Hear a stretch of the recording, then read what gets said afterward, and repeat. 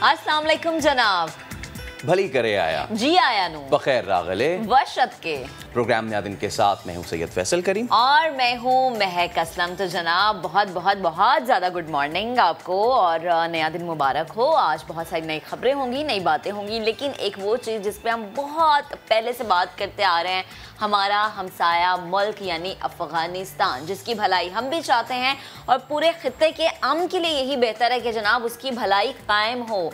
एक अहम कदम है जो 20 साल के बाद उठाया गया है। 20 साल बाद अफ़गानिस्तान से गैर मुल्की अफवाज का इनखला मुकम्मल हो चुका है। अमरीकी फ़ौज की आखिरी परवाज़ भी काबुल एयरपोर्ट से रवाना हो गई है। तालिबान एयरपोर्ट का मुकम्मल कंट्रोल संभाल लिया है। गुज़श्ता रात को हमने ये मनाज़िर देखे थे कि एयरपोर्ट में दाखिले के बाद चारों तरफ हवाई फायरिंग की गई। काबुल में एक जश्न का समा था, खुशी मनाई गई और जो तालिबान थे उन्होंने इसको एक तारीखी फतह करार दिया। अमेरिका ने अफगानिस्तान में सफारती मिशन मुअत्तल करने का भी ऐलान कर दिया है। सफारती मिशन कतर मुंतकिल कर दिया गया है। और ऐसे में अमरीकी वज़ीर ख़ारजा एंटनी ब्लिंकन का कहना है कि अफगानिस्तान में अमरीकी फ़ौजी मिशन ख़त्म कर दिया गया है। दहशतगर्दी के ख़तरे के बावजूद इनखला मुकम्मल किया। 1,23,000 अफराद को काबुल से मुंतकिल किया गया। इनखला ऑपरेशन में ताउन करने वाले ममालिक के मशकूर हैं। पाकिस्तान उनमें सफ़े अव्वल है, ये हम बता रहे हैं। क्योंकि पाकिस्तान ने काम किया, लेकिन ये एक अलग बात है कि डू मोर का मुतालबा हमेशा करने वाले कभी इस चीज़ को सराहेंगे नहीं। वज़ीर ख़ारिजा शाह महमूद कुरैशी हो जाए, ज़ल्म खलीलज़ाद और तालिबान को एक टेबल पर लाना हो जाए, ये सारा क्रेडिट पाकिस्तान की खारजा पॉलिसी को जाता है, क्योंकि हमने काम किया, मेहनत की और अफ़गान अमन अमल में जितना पाकिस्तान का किरदार रहा है ना, शायद ही किसी हमसाया मुल्क ने इतना अहम और बारादराना किरदार अदा किया हो। और अब अगर बात करें तालिबान तर्जुमान सुहेल शाहीन की, उन्होंने अमरीकी फ़ौज के इनकलाब पर खुदा का शुक्र अदा किया। बोले तमाम अहले वतन को आज़ादी मुबारक हो। आखिरी अमरीकी फ़ौजी रात 12 बजे काबुल एयरपोर्ट से रवाना हुआ। तालिबान ने 100 ममालिक को यकीन दहानी भी करा रखी है कि गैर मुल्कियों को आज के बाद भी इनखला की इजाज़त होगी। दूसरी जानिब अमरीकी फ़ौज के इनखला के बाद तालिबान अमरीकी फ़ौजियों के लिबास और साजो सामान पहनकर, अमरीकी हथियार उठाकर अमरीकी फ़ौज के ज़ेर इस्तेमाल हैंगर में दाखिल हुए और चिनूक हेलीकॉप्टर का मुआयना भी किया। तो ये जो आप तस्वीर देख रहे हैं, he is the last serving personal जिनका इनखला हुआ है। अगस्त मेजर जनरल और लेफ्टिनेंट जनरल का रैंक था। और इसके बाद जो सीन देखने में आ रहे हैं ना, वो ये आ रहे हैं कि कितनी ही सैकड़ों हमवीज़, कितनी ही हैवी मशीनरी, कितनी LMGs, SMGs और कितनी आर्मर्ड गाड़ियाँ, हेलीकॉप्टर्स, वो सब का सब अब किसके पास है? वो तालिबान के पास है।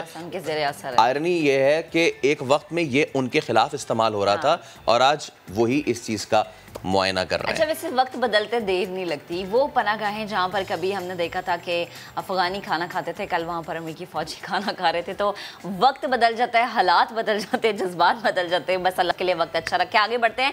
सिपर सलार की अहम गुफ्तगू आपके सामने रखेंगे। Army chief general Qamar Javed Bajwa ने पार्लिमानी कमेटियों के अरकान से गुफ्तगू में कहा है कि चैलेंजेस के बावजूद सरहदें हमारी महफूज हैं। मुसल्लह अफवाज किसी भी सूरत हाल से निपटने के लिए हमा वक्त तैयार है। दुनिया ये जान ले कि मसला कश्मीर के पुरअमन हल के बगैर अमनो इस्तेहकाम कायम नहीं रहेगा। और यही बात खान साहब भी कहते हैं। जब जब वो कश्मीर के सफ़ीर होने की हैसियत से बात करते हैं, ये मुद्दा वो पहले सामने रखते हैं। कश्मीर कॉज और कश्मीरी अवाम की हिमायत जारी रखेंगे। सेनेट और कौमी असम्बली की दिफाई कमेटियों और पार्लिमानी कश्मीर कमेटी के वफ़द ने GHQ का दौरा किया, जहाँ सिक्योरिटी सूरत हाल पर तफसीली ब्रीफिंग दी गई। तो एक बड़ी बैठक हो जिसमें बड़े बड़े मौज़ूआत ज़ेर बहस आए। और एक और बहुत बड़ा मौजू, वो जिसने पूरी दुनिया को टफ टाइम दिया हुआ है, कोरोना वायरस की हम बात कर रहे हैं। पाकिस्तान में इसकी चौथी लहर के वार तेज हो चुके हैं। एक दिन में कोरोना से 118 अफराद जो है वो इंतकाल कर गए। अब एनसीयूसी के मुताबिक 3,838 नए केसेस रिपोर्ट हुए हैं। मस्बत केसेस की शरह 7.36% रही है। तो अगेन वही वाला पैगाम कि खुदारा अभी भी जिन्होंने वैक्सीन नहीं लगाई है, अभी भी वो शहजादे जिन्होंने अभी भी नहीं लगवाई है, वो पता नहीं किस चीज का इंतजार कर रहे हैं। पापा की परियां जो भी हैं भाई, जाएं जाके वैक्सीन कराएं खुद को प्लीज। और वैक्सीनेशन के बाद भी मास्क आपने नहीं उतारना, समाजी फासले का ख्याल रखना और इसको अपनी जिम्मेदारियों में शामिल कर लें। चलें जी, अब बढ़ते हैं कैसी खबर की जानिब की। जब मैं आपको दूंगी ना, तो जो आपका नाश्ते का मजा वो दोबारा आपका दिन नया हो जाएगा ना। और जो सुबह के वक्त हमारी खबरों से नया दिन तो होता ही, आपका मजीद नया दिन हो जाएगा। कल से पेट्रोलियम मसनूआत की कीमतों में 5 रुपए क्या हो रहा है? 5 रुपए कमी का इम्कान है। मतलब ये सुन के तो जो है वो चिड़ियाँ चहचहाने लगी होंगी, शहनाइयाँ बजने लगी होंगी। तो बिल आखिर एक अच्छी खबर, और वो ये कि ओगरा ने कमी की जो समरी है उसको हुकूमत को भेज दिया है। अब पेट्रोल की कीमत में 3.5 रुपए कमी की तजवीज़ दी। अब ये तजवीज़ है, अब देखते हैं कि 3.5 रुपए की कमी होती है या फिर हतमी फैसला वज़ीर आज़म इमरान खान क्या करते हैं। नहीं, मुझे लगता है खान साहब हमेशा अवाम की भलाई के लिए सोचते हैं। मेरे हैंडसम कप्तान हैं और इस दफ़ा भी यही होना है कि हमने बताना है जी कि खान साहब ने समरी मंजूर कर ली है और अवाम के लिए एक अच्छी खबर जो है वो क्रिकेट के मैदान से भी है। जी हाँ, कप्तान की बात की तो क्रिकेट की बात करेंगे। अच्छी खबर यह है कि पाकिस्तानी शायकीन क्रिकेट सितंबर में न्यूजीलैंड के खिलाफ होम सीरीज स्टेडियम में जाकर देख सकेंगे, क्योंकि एनसीओसी ने 25% तमाशाइयों को स्टेडियम में दाखिले की इजाज़त दे दी है। उस सूरे वीरान स्टेडियम फिर आबाद होने जा रहे हैं। वनडे सीरीज रावलपिंडी और T20 लाहौर में खेली जाएगी। हाँ, लेकिन ये सुन लें एक बार फिर वही शहजादे और बाबा की परियां, सिर्फ वैक्सीन लगवाने वाले शायकीन को दाखिले की इजाज़त होगी। तो कितना ही इलेक्ट्रीफाइंग एटमॉस्फेयर होगा, बड़ा मज़ा आने वाला है। और आप जाएंगे वैसे, लाहौर में हो जाए, कराची में, जहाँ पे भी हम मौजूद होंगे, आप जाएंगे? बिल्कुल, अगर सब जाएंगे तो हम भी जाएंगे। और ये वहाँ से नया दिन करेंगे। और पीछे से मेरे ख्याल से सुन रहे हैं हमारी टीम, वो भी ये कह रही होगी कि हाँ बिल्कुल बिल्कुल भेजेंगे आपको, वक्त आने दें फिर बताएंगे आपको। लेकिन खैर अच्छी बात यह है, क्योंकि फैसल हम हमेशा ये बात करते हैं कि क्रिकेट हमारे मुल्क की वो वाहिद तफरीह है जिसमें हमें सब एक पेज पे नजर आते हैं। और जब हम PSL की बात करते हैं, हम कहते हैं जीते कोई भी, जीत पाकिस्तान की होती है फाइनली। तो यही है कि बहुत ज़्यादा रोड़े अटकाने की कोशिश की पाकिस्तान में क्रिकेट की बहाली पे, लेकिन अब वो तमाम रोड़े जो हैं वो साफ़ हो चुके हैं। आगे बढ़ते हैं, और जैसे कि हम क्रिकेट की बात कर रहे हैं, महक, वैसे ये मैं आपके लिए तो नहीं कहूँगा कि बहू के हाथ में बड़ा जायका है क्योंकि फैसल को पता है मुझे खाना ही नहीं बनाना। हाँ, अच्छा, लेकिन पता है किनको खाना बनाता था? हमारे क्रिकेटर्स को खाना बनाना था। सोचें, उनको आ रहा, आपको नहीं आ रहा। सोचा कि मेरे मियाँ मेरी सास देख रहे होंगे तो कहेंगे बस ही कर जाओ यार, बस कर जाओ। अच्छा, ये कौन है? ये है सरफराज और अजहर अली। अभी किचन में कर क्या रहे हैं, देख लेते हैं। क्रिकेट की दुनिया में छक्के चौके लगाने वाले खिलाड़ी ऑफ द फील्ड सरगर्मियों में भी माहिर। क्रिकेट में वक्फा आया तो सरफराज ने किचन संभाल लिया। अहलिया के लिए पास्ता बनाया। 15 to 20 मिनट के लिए हम ओवन में गरम करेंगे और उसके बाद हमारा पास्ता तैयार हो जाएगा। Okay, so see you after 20 minute. आपने मिटन उल्टे पहने हुए हैं। सही, ओके फाइन। भाभी, आपने कप्तान को घर आते ही काम पर लगा दिया। शादाब ने सवाल उठाया। हसन अली ने कहा, कप्तान ये वाला टैलेंट आपने हमें नहीं बताया। अजहर अली काउंटी क्रिकेट के लिए इंग्लैंड में मौजूद हैं। करंटीना की बोरियत दूर करने के लिए कुकिंग शुरू की तो दाल बनाने का तरीका अहलिया बताती रही। दाल डाल दिएगा, फिर दाल को जो है वो 6-7 मिनट, फिर आगे मैं आपको मैसेज कर देती। साबिक कप्तान वसीम अकरम का नया लुक तो बेगम को पसंद ही ना आया। सोशल मीडिया पर वीडियो के नीचे पोस्ट किया, मूछें रखकर घर ना आना। तो देख रहे हैं आप, ऑफ फील्ड जो एक्टिविटीज़ है ना हमारे प्लेयर्स की, वो भी बड़ी इंटरेस्टिंग होती है। खैर, अब आगे बढ़ते हैं। दुनिया भर में शोर मचा मगर लाहौर में कुछ नहीं बदला। दिन दहाड़े मसरूफ़ तरीन सड़कों पर ख़वातीन अब भी गैर महफूज नज़र आती हैं। आओ कहीं छोड़ दूँ, मैं तो खूबसूरती देख कर रुक गया, चलो कहीं चाय वाय पी लेते हैं। ये सब कुछ सुनना पड़ता है। और ये आप देखें कि इसके अलावा बहुत कुछ सहना भी पड़ता है। वो नज़रें जो कि खा जाने वाली नज़रें होती हैं, और हम कहते हैं कि हमें हर एक कदम पे ऐसे बड़े बड़े मगरमच्छ मिलते हैं जो मुंह खोल के बैठे होते हैं। समा की नुमाइंदा आयशा ता ने सोशल एक्सपेरिमेंट में घिनौने चेहरों से पर्दा उठा दिया। आपको दिखाते हैं। आज हम सूबाई दारुल हुकूमत लाहौर की सड़कों पर एक ऐसे मसले की निशानदही करने निकले हैं जो आजकल खवातीन के लिए दर्द सर बना हुआ है।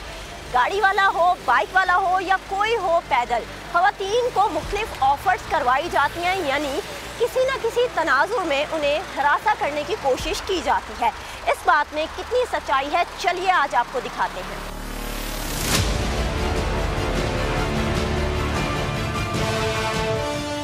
माइंड ना करें तो वेट कर रहे हो। सॉरी, क्या कह रहे हैं? मैंने कहा माइंड ना करें तो आप वेट कर रहे हो। आपको इससे मतलब? वैसे क्यों पूछ रहे हैं आप? क्यों, आपके घर में माँ बहन नहीं है? आप ऐसे ही करते हैं जो कोई खड़ा होता है यहाँ?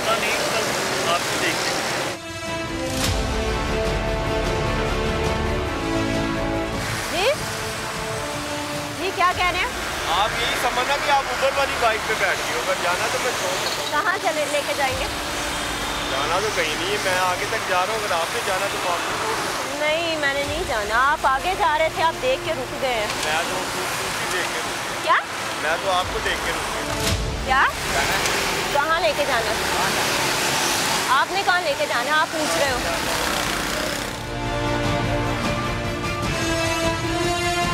मैंने कहा कहीं जाना है आपको? नहीं, मैंने अगर जाना होता तो मैं आपको रोक लेती। वो ऐसे क्यों देख रहे हैं? देखना मना है। क्या हुआ? मैंने कहा देखना गलती होती है। नहीं, देखना गलती नहीं होती। अगर यहाँ पे आपकी माँ बहन खड़ी होती है, आप उसको भी ऐसे देख। आपको प्रॉब्लम पूछती है, ठीक है? हाँ, तो आपको प्रॉब्लम बता दी कि मुझे कहीं भी नहीं जाना, तो फिर बहस तो बनती नहीं है। ऐसी बात नहीं है। हाँ? तो मैं भी तो किसी की बहन बेटी यहाँ पे खड़ी हुई ना। आप सीधा जा रहे थे, आप रुक गए यहाँ देख के। मैं सीधा नहीं था जा रहा, मैं आपके लिए रुका था। मेरे लिए रुके थे? मैं आगे से रुक रहा है।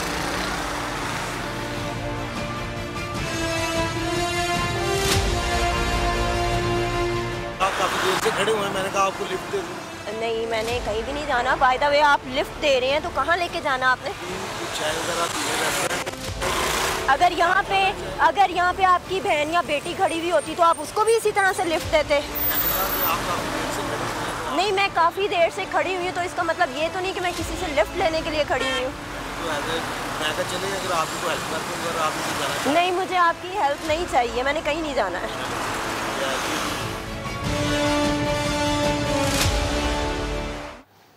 तो जनाब ये सिर्फ लाहौर के मनाजिर थे। अब आप ज़रा ख़ुद अंदाज़ा लगाएं, लाहौर हो जाए, कराची, इस्लामाबाद, फैसलाबाद, मुल्तान, हम कहते हैं कि पढ़े लिखों के शहर है ये या तो माजरत के साथ पढ़े लिखे जाहिल हैं, या फिर मैं ये कहूँ कि इनके घर में ना तो माँ है ना बहन है जो इन्हें एक औरत की इज्जत नहीं करनी आती। एक खातून अगर सड़क पे खड़ी है, रिक्शे गाड़ी या किसी भी चीज़ का इंतज़ार करिए, कहीं उसने जाना है, आप कौन होते हैं जाके कहें ये कि जी हम रुक गए इसलिए कि हम आपकी मदद कर दें, हम रुक गए इसलिए कि हम आपको लिफ्ट दे दें, हम रुक गए इसलिए क्योंकि आप प्यारी हैं।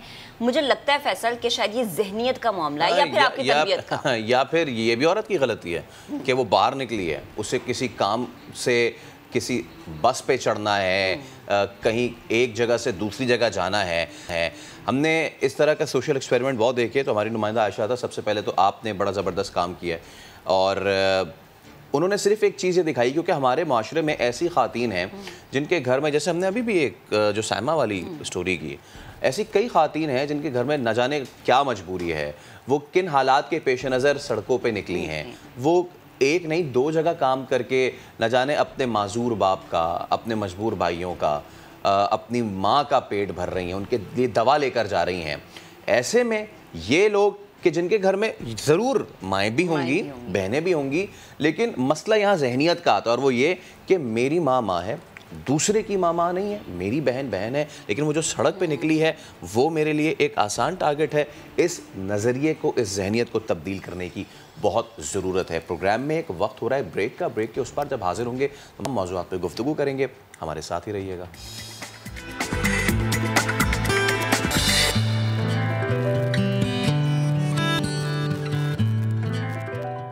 एक बार फिर आपको कहेंगे खुश आमदेद, और एक बार फिर हम बात करेंगे उस मौलिक वबा की, थमने का नाम नहीं ले रही है। हालांकि हमने पूरी कोशिश की है, पूरी कौम ने मिल के इसके ख़िलाफ़ जिहाद भी किया है, लेकिन शायद अब हम उस फेज़ में आते जा रहे हैं कि जहाँ लोग अब इम्पेशेंट होते जा रहे हैं कि यार कब ख़त्म होगा ये, कब हमारी जान छूटेगी, कब हम नॉर्मलाइज होंगे।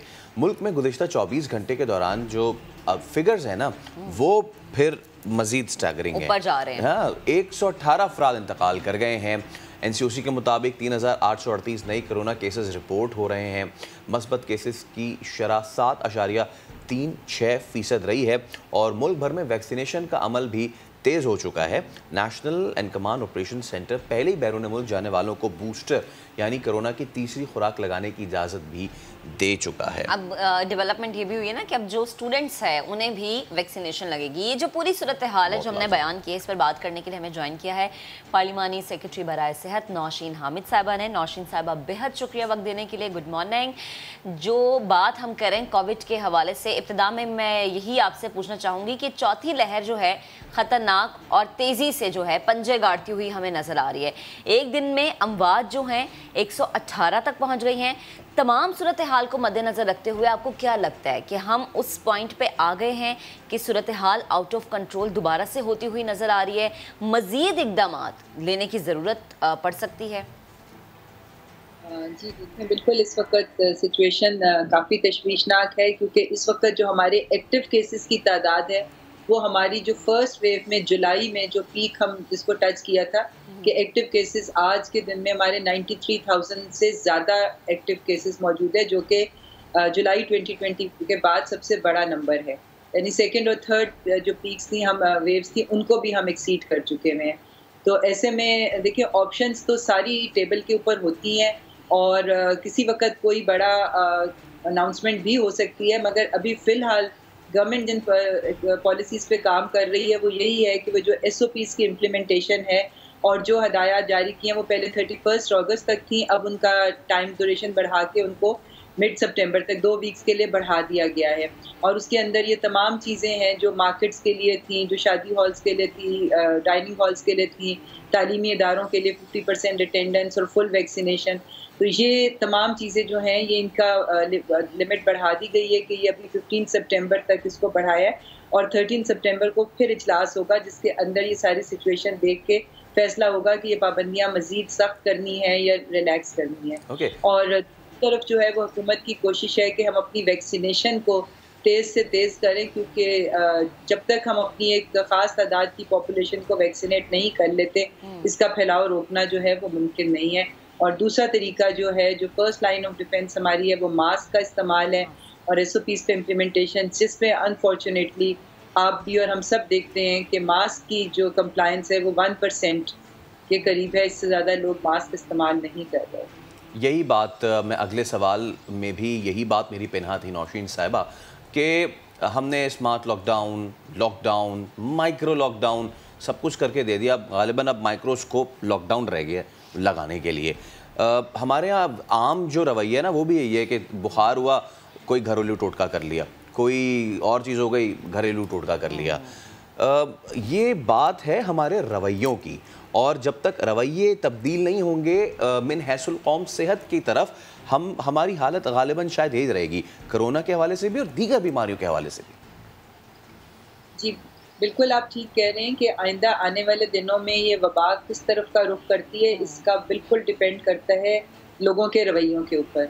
आज अगर लोग ये चीज़ें जो गवर्नमेंट कह रही है अगर उसके ऊपर स्ट्रिक्ट, क्योंकि हमारे पास दुनिया में ऐसे ममालिक मौजूद हैं जहाँ पर सिर्फ SOPs की इम्प्लीमेंटेशन से कारोबार ज़िंदगी नॉर्मल चलता रहा है, उनको अपनी चीज़ें बंद नहीं करनी पड़ी, मगर वहाँ पर लोगों ने SOPs के ऊपर बड़ी स्ट्रिक्ट इम्प्लीमेंटेशन की थी, गवर्नमेंट के साथ कोऑपरेट किया था, तो ज़रूरत नहीं पड़ी थी। क्योंकि देखें, आप अगर स्ट्रिक्ट लॉकडाउन लगा देंगे तो अब ये तो जिस वक्त भी आप उसको कि आप कितने दिन लगाएंगे, ये तो सालों 1.5-2 साल तो अभी हम देखते हैं कि हो गए हैं, और मज़ीद इतना टाइम भी ये वबा चल सकती है। तो इतने लॉन्ग टर्म के लिए आप ज़िंदगी को बंद नहीं कर सकते, वो पॉसिबल नहीं होता है। तो अब जब भी अगर आप कोई स्ट्रिक्टर मेजर्स लेंगे, कोई टोटल लॉकडाउन या कोई ऐसी चीज़ अगर लगाई भी जाएगी, तो इवेंचुअली एक दिन उसको 15 दिन के बाद 20 दिन के बाद उसको लिफ्ट करना है, तो हम दोबारा से फिर ये सर्च देखेंगे।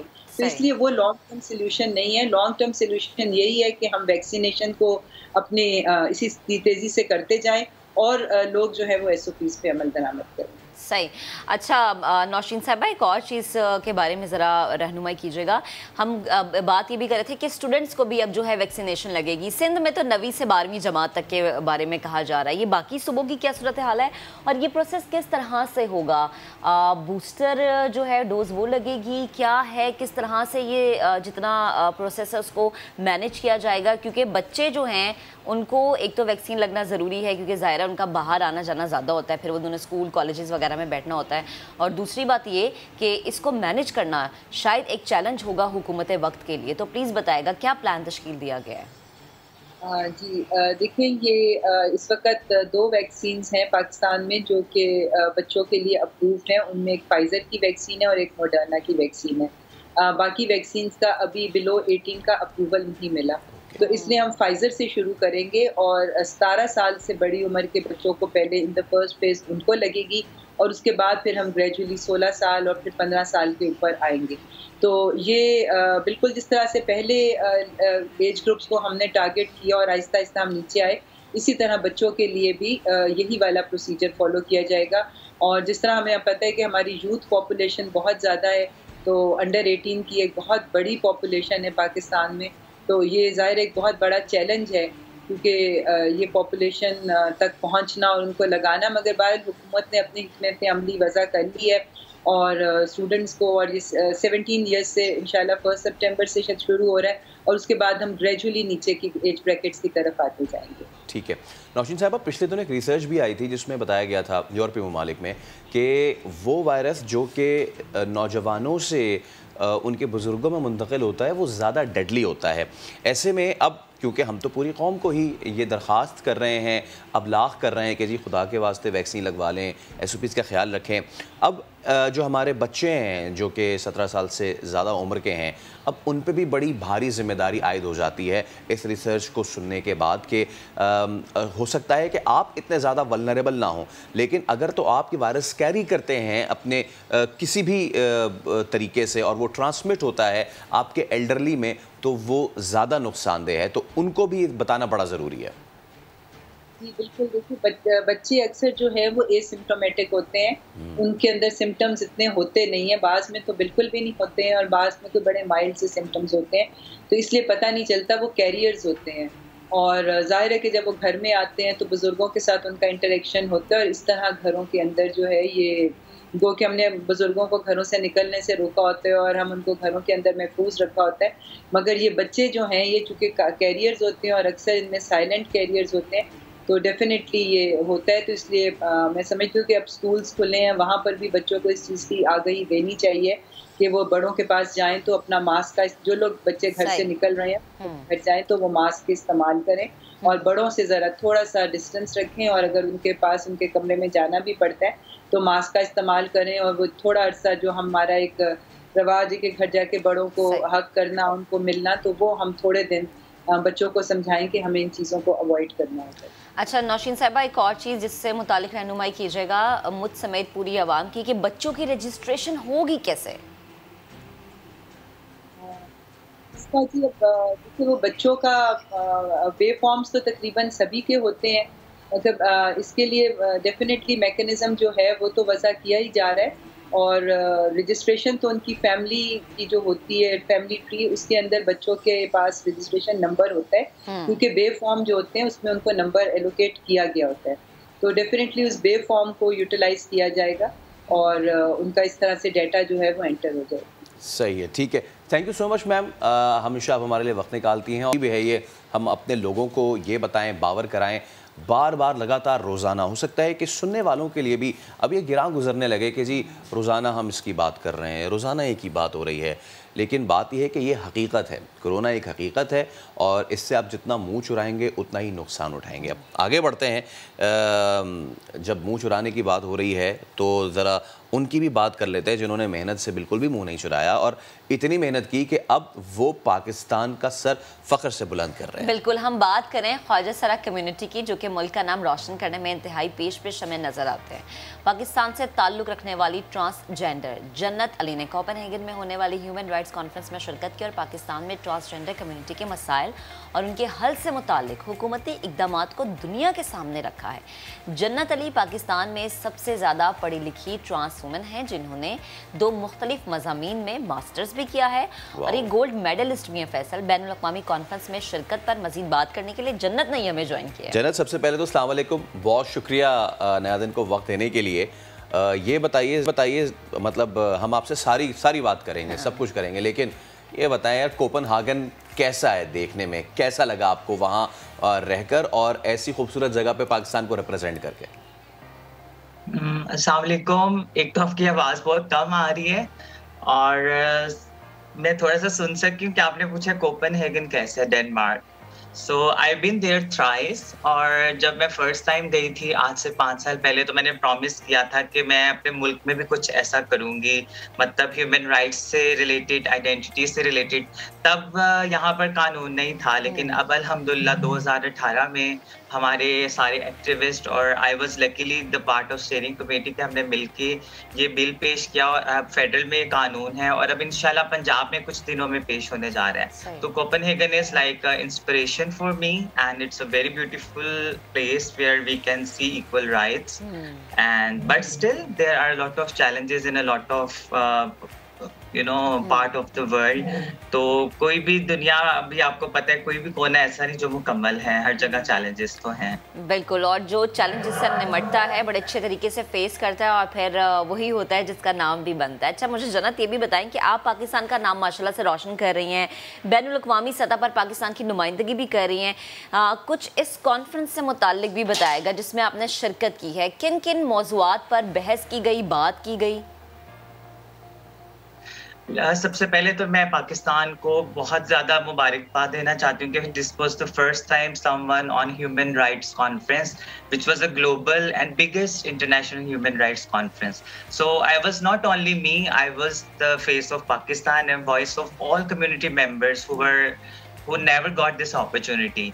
तो मैंने इसमें सबसे ज़्यादा ज़रूरी ये था कि हम अपने मुल्क का सॉफ्ट इमेज प्रेजेंट करें और हम बताएं कि being a Pakistani, being a trans और being a Muslim community member, we are not less than others.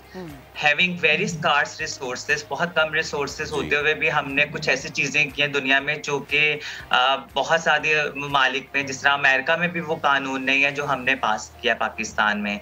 तो मैंने तो एक पॉजिटिव पिक्चर शो की। फिर चूँकि मेरी ऑर्गेनाइजेशन और मैं फाउंडर हूँ ट्रैक की ऑर्गेनाइजेशन की, जो कि फाउंडर है फर्स्ट ट्रांसजेंडर प्राइड, जो हम सेलिब्रेट करते हैं अपनी आइडेंटिटीज़ की, तो उसकी रिप्रेजेंटेशन कर रही थी। और मैं सब कम्युनिटीज़ के बारे में बात की है कि हमें डाइवर्सिटी और इंक्लूजन पर एंडोर्स करना है। बेसिकली मेरा पर्पस ये था कि people of colour, religion minorities और जितने भी इस तरह के, जिस तरह डिसेबल कम्युनिटी मेंबर्स हैं, इंडिजिनस कम्युनिटी मेंबर्स हैं, सबको इक्वालिटी और इक्विटी पर फोकस करते हुए वो सेम प्लेटफॉर्म दिया जाए जो कि वो डिजर्व करते हैं। अच्छा जन्नत, अब ये बताइए कि वक्त जो है ना वो बदलता जा रहा है, हमारा जो रवैया है वो भी कम्युनिटी की तरफ बहुत बेहतर होता जा रहा है। वो चाहे पंजाब में ख्वाजा सराओं का स्कूल का क़याम हो या फिर ख्वाजा सराओं के लिए जॉब अपॉर्चुनिटीज़, इवन सरकारी महकमों से लेकर अब तो प्राइवेट इदारों में भी।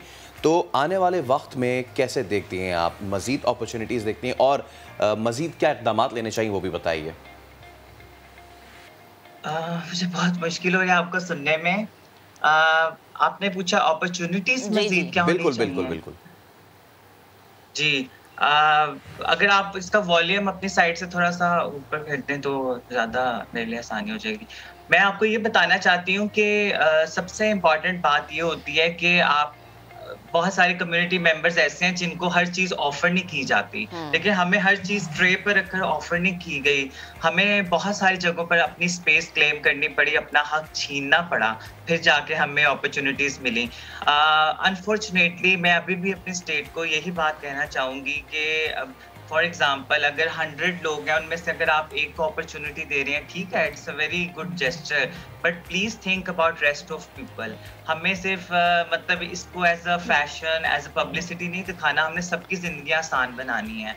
अगर हम मतलब 100 लोग भूखे हैं, एक को हम रोटी दे रहे हैं, तो इस तरह इंट्रा कम्युनिटी कन्फ्लिक्ट्स भी पैदा हो सकते हैं, बहुत सारे चैलेंजेस हैं। अब कुछ जिस तरह आप देख रहे हैं कि हुकूमत ने सेहत कार्ड्स बनाए हैं, फिर इस तरह बहुत सारे ओल्ड ख्वाजा के लिए स्टाइपेंड उन्होंने मुख्तसिस किया है। लेकिन मुझे लगता है जब तक हम लोग की पोजीशन पर पार्लियामेंट में या नेशनल असेंबली में नहीं बैठेंगे, तब तक हम बहुत सारे अपने लोगों का who are left behind, who think that they are not reached yet, ऐसे लोग जो अभी तक, जिनके दिल में बहुत ज़्यादा दुख है, जो जिनको पढ़ने का भी शौक है, जिनको लगता है कि सेहत का हक उनका भी है, अगर उनके पास कार्ड नहीं है, अगर उनका आईडी कार्ड नहीं बन सका, तो हमने सबको शामिल करना है। अभी भी बहुत ज़्यादा चैलेंजेस हैं, अपॉर्चुनिटीज ओपन हो रहे हैं, लेकिन सिफर अमंग फिगर्स वाली बात है, आटे में नमक के बराबर। हमें सबको साथ लेके चलना है, लेकिन थोड़ा सा ये कोटा या सीट्स या इस तरह की अपॉर्चुनिटीज को बढ़ाने की जरूरत है। और आई थिंक नंबर्स जब तक शो नहीं होंगे ना एग्जैक्ट, तो प्रॉपर इस तरह ट्रांसजेंडर की काउंटिंग नहीं की गई। अभी भी बहुत सारे ट्रांस हैं जो फैमिली में रहते हैं, लेकिन वो they are unable to expose their identity, क्योंकि उनको लगता है अगर वो बताएंगे तो उनकी फैमिली उनको बाहर निकाल देगी, सोसाइटी उनको स्टिग्माटाइज करेंगे, डिस्क्रिमिनेट करेंगी अगर वो बताएंगे तो शायद। हम भी हमेशा यही बात करते हैं कि अब जब वक्त बदल चुका है तो मेरे ख्याल से हमारी सोसाइटी को इस चीज़ को कबूल करना चाहिए, एक्सेप्ट करना चाहिए, लेकिन अभी भी लोगों के अंदर एक्सेप्ट करने की शायद सलाहियत नहीं है या फिर करना नहीं चाहते। बेहद शुक्रिया, आप गुफ्तगू कर रही थी और ये बड़े फ़ख्र है हमारे लिए कि जनाब हर एक सेक्टर में जो है हर कोई अपने तरीके से पाकिस्तान को रिप्रेजेंट कर रहा है, पाकिस्तान का नाम रोशन करने की कोशिश कर रहा है, और जो इक़दाम ट्रांसजेंडर के हवाले से मौजूदा गवर्नमेंट ने लिए ना फैसल, वो काबिल तारीफ है। जैसे कि आपने कहा कि हर कोई अपने तई पूरी कोशिश कर रहा है कि मुल्क का नाम रोशन करे। ब्रेक लेंगे, एक और ऐसी शख्सियत से आपको मिलवाएंगे ब्रेक के उस पार।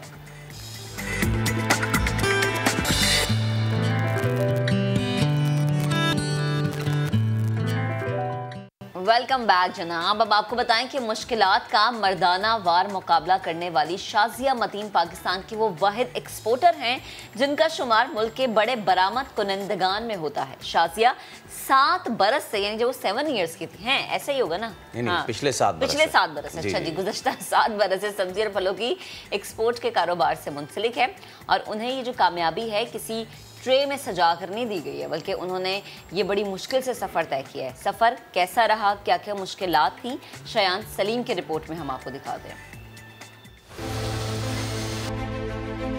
मेरा नाम शाजिया मतीन है। मैं इंपोर्टर एक्सपोर्टर हूँ फ्रेश फ्रूट्स एंड वेजिटेबल की। मैं Canada, Amsterdam, Netherland, Stockholm, Malaysia, Singapore की हाई एंड सुपरमार्केट्स में मैंगो एक्सपोर्ट कर रही हूँ और इस वक्त मैं एक लीडिंग एक्सपोर्टर हूँ पाकिस्तान की। पैसे कमाने होते तो वो मैं चार्टर्ड अकाउंटेंसी में ईजिली कमा सकती थी और उसमें बड़ी अच्छी आपको चांस मिलते हैं, लेकिन बिज़नेस जो है ना वो आपको एक सेटिस्फैक्शन देता है, एक इनर सेटिस्फैक्शन जो आपको इस बात का यकीन दिलाता है कि ये आपकी अपनी सक्सेस है जो आपने किया है। हमें लगता है कि ख़वातीन या तो फैशन डिज़ाइनिंग में जा सकती हैं या आर्ट्स में जा सकती हैं या कुकिंग कर सकती हैं, इससे ज़्यादा वो कुछ नहीं कर सकती। ये एक माइंड सेट है। मैंने बिज़नेस स्टार्ट किया तो मैंने काफ़ी नुकसान किया, लेकिन उस वक्त मेरे फादर ने मुझे बहुत सपोर्ट किया। उनका बिज़नेस का तो हिस्सा ही है नफ़ा नुकसान, तो अगली सुबह उठो और भूल जाओ। जो उन्होंने मुझे फर्स्ट लेसन दिया और वो मैं कहती हूँ वो मेरी ज़िंदगी का सबसे बड़ी सक्सेस का लेसन था। ऐसी फील्ड है कि जिसमें अगर आप एयरलाइंस या जो हमारे फ्रेट के जो मैटर्स हैं वहाँ पर भी ख़वातीन नहीं होती, क्लियरिंग एजेंट भी ख़वातीन नहीं रखी जाती। मतलब इस फील्ड में आप कहीं से भी घूमें तो आपको खातून कहीं नहीं दिखती। तो वो सबको लगता था कि ये नहीं रुक सकती, अच्छा 2 साल 3 साल बाद आखिर इनको वापस जाना ही होगा। तो लोगों ने मुझे सीरियस नहीं लिया। एक्सपोर्टर्स ने जो मेरे दुनिया भर के क्लाइंट्स थे उनको फ़ोन करके कहा कि ये तो अब ये बिज़नेस इन्होंने संभाल लिया है और ये खातून के बस का बिज़नेस नहीं है और अब ये नहीं चलेगा। तो बेटर ये है कि आप अपने बारे में सोचें और हमारी कंपनीज़ को मौका दें ये काम करने का। ये डिस्करेजिंग एटीट्यूड था, लेकिन वक्त के साथ वही डिस्करेजिंग एटीट्यूड जो है फिर बहुत पॉजिटिव हुआ। फिर 3 साल मुझे बहुत मेहनत लगे और जब मैं लीडिंग एक्सपोर्टर बन गई तो फिर उन्हीं एक्सपोर्टरों ने मुझे खुद से वेलकम किया। उन्होंने मुझे मुख्तलिफ़ जगहों पे बुलाया, तो उनको ये हो गया यकीन कि नहीं ये कर सकती हैं। और इवन बाद में मुझे कुछ एक्सपोर्टर्स ने कहा कि अब हमें लगता है कि हम अपनी बेटियों को भी इस बिज़नेस में ला सकते हैं, क्योंकि कोई पहला तो हुआ जिसने ये स्टेप लिया। वैसे मैक, आपने नाश्ता किया आज? नहीं, भी आप करवाएंगे ना? हाँ, मैं अभी कराता हूँ। मैं आपको टेलीविजन स्क्रीन के थ्रू करवाऊंगा और इतना ज़बरदस्त करवाऊंगा कि आप उंगलियां चाटती रह जाएंगी वर्चुअली। मज़ेदार पकवान खाए होंगे आपने बहुत ज़्यादा, लेकिन आज हम आपको दिखाएंगे भी और महक को खिलाएंगे भी पटाखा चिकन। इसके जायके ने नथिया गली आने वाले सयाहों को दीवाना बना रखा है, इसीलिए हर शख्स ने पटाखा चिकन अपनी प्लेट में सजा रखा है। आतिफ कयूम की रिपोर्ट देखिए। घने दरख्त, ऊंचे पहाड़ और ठंडी हवाएं, साथ में अगर पटाखा चिकन हो जाए तो सयाहों की सैर का मजा दोबाला हो जाए। इन दिनों नथिया गली में सयाह पटाखा चिकन पर खूब हाथ साफ कर रहे हैं। I am from USA. I've been eating this chicken from Taj Hotel.